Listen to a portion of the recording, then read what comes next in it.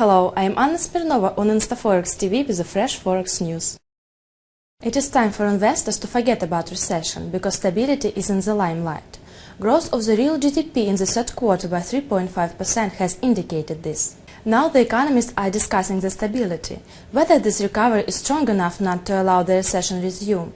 There are problems, and not the last place among them takes the fears concerning the employment, which hold back the consumers' activity. Sectors, which were demonstrating the powerful growth last quarter, will hardly show such results again. It is especially concerned the sectors where the expenses were stimulated by the large-scale government program appealed to support the economy. That is why most of the economists predict the slowdown.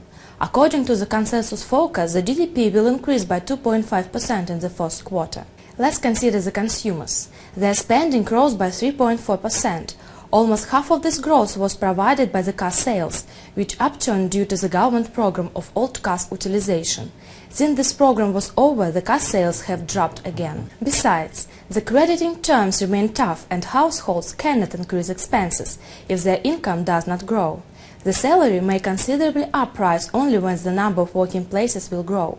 The working places reduction is slowing down, but it is still a few months till the positive upward move. The quarter was also favorable for the house building, which rose by 23.4% after the 14 months decline.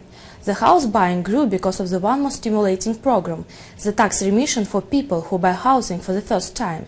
The period of this program passed on December 1st. The National Association of Home Builders find difficulty in saying what contribution made the tax remission to the new building, because many sales on the primary real estate market were made due to the earlier stocks.